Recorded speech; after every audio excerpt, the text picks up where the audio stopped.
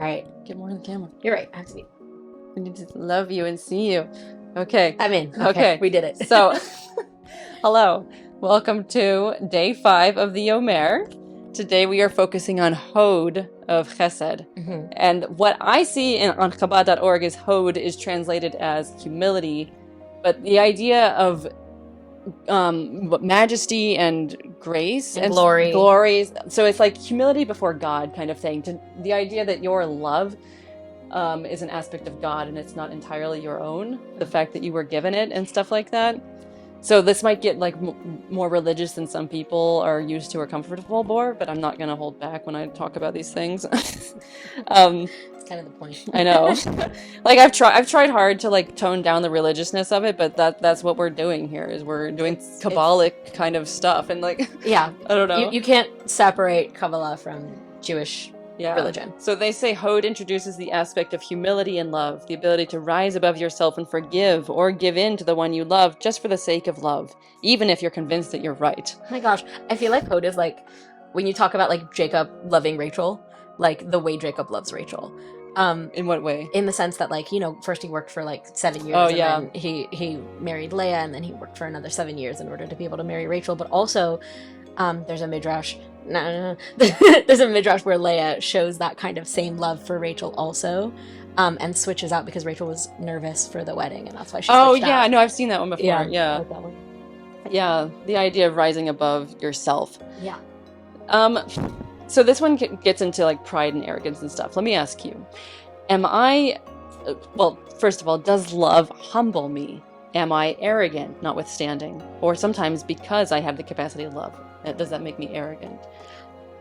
Like I could see that, like, what if? Because this is really easy, like to be like, oh, I'm an evolved person. I'm so much better. I'm no, it's like I'm able to show compassion because I've learned about these things. Whereas this person, like, I'm better than this person because, like, I opened the door for them, or I don't know, something like that. You know, where it's like if you have learned what is good behavior, and if you do the good behavior but then act arrogant because you know better, like for example than a child, that doesn't make you better. No, that just means you acted in the right way. Yeah, like but not for the right reason. So this is what I think they're getting at, like, am I arrogant notwithstanding because I have the capacity to love? I could see that. Like I have felt that, like sometimes it's hard, I think, to not feel like I've learned all these things from Musar and from I don't know things, and so when someone is annoying to me, like in traffic or at the store, and I am the bigger person, sometimes in my head I'm like, I am better because I was the bigger person. Right. I let them go ahead of me. It was my choice, and that makes me better than them. But like, no, the idea is that they just haven't learned it yet. Like, you can't be better than them. They're not there on their path of spiritual learning. Right. It's one of those things that we sort of give ourselves to console ourselves when we do something we don't want to do. Yeah. And so like when we use that fight that we talked about yesterday, and we say, oh, look how much I fought in order to give my love. I'm so good. Yeah. And in reality, you're not if you're doing it for the sake of being the best at it, then you've lost that humility. Yeah, or even like, yeah, it's like I went to that event my wife wanted me to go to because I'm so good and I'm better than even her. It's like, no, it's because she asked you to come, and to show some love you went. That's the way it should be. Yeah. And I think there's this sort of aspect of not keeping score. Yeah. Right? Like when I do something for somebody, which we talked about reciprocity and like being able to love without the reciprocity. Yeah. But not keeping score when I'm showing my love for somebody, and not saying like, oh, this is a tally mark in my favor because I did this, or this is a tally mark against me because I didn't do this. Yeah. And instead just being humble as we do it.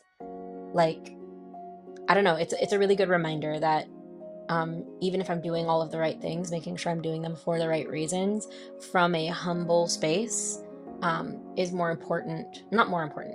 It's important to do the things, but to do it with the right reasons is a different level than to do it for the wrong reasons. Then that gets into the discussion of, well, should you just not do it if you're not doing it for the right reason? There's like a whole kind of Musar kind of thing there too, where it's like, it's like the levels of tzedakah. Well, the levels of tzedakah. Yeah, it's like, should I give money because I know it's good, or should I give money because only if I really am for the cause, or like So I don't know, like Judaism is all about do and then learn. Right. So I'd say just do it anyway. And maybe you're gonna feel the feelings of like, oh, that made me better than them. But like one day you'll get into it. I'm still learning, obviously. Do the action in order to practice the feeling, right? That's one of the things, because I teach 6th grade and they're learning about ritual and intention, and that's how they do it. But exercising the muscle of doing the activity is going to help you get into the right headspace to do it. Yeah, like they say it's better to give $1 every day than to give like $100 one day or something like that, because you are exercising the muscle of giving, and getting used to it. Do I realize that the ability to love comes from a greater, higher place from God? I love that. And knowing that shouldn't I enter into any love with total humility, recognizing the great privilege of being able to love. I think that's still hard for me, like, because sometimes I'm like, why should God get all the credit? Like, it's me, it's my life. Valid.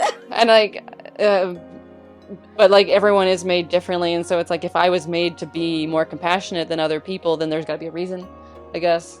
And it does have to do with, I think there's some nature and nurture involved in stuff. But so I don't know. That's what do you think of that? It's a hard question. I really like the notion, like that even my capacity to love, not like how much capacity I have, but even my ability in general to show love for another person, to be self-sacrificial, that comes from God, rather than that's just something that humans just like.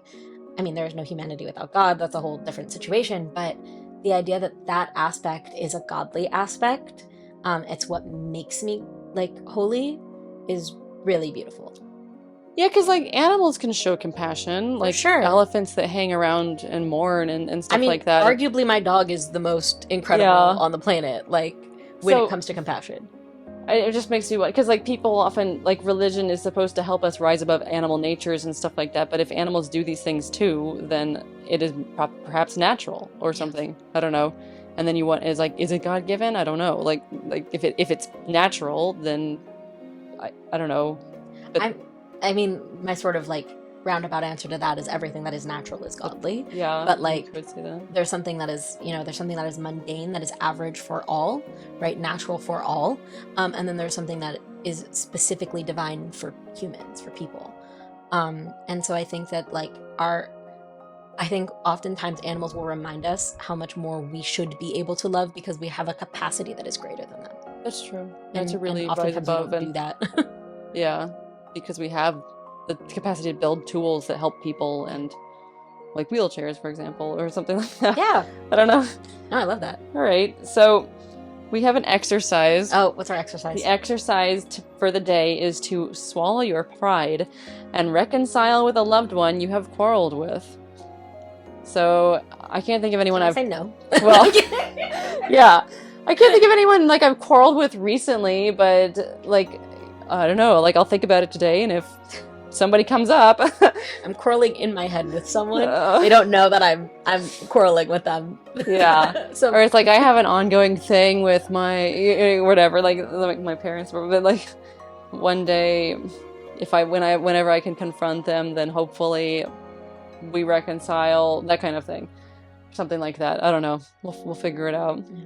But or if this doesn't work for you, I don't know what another thing is. Exercise, swallow your pride, and let someone else be right today. Something like that.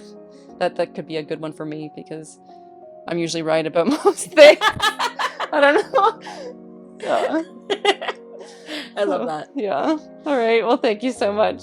We'll see you tomorrow. Toodaloo.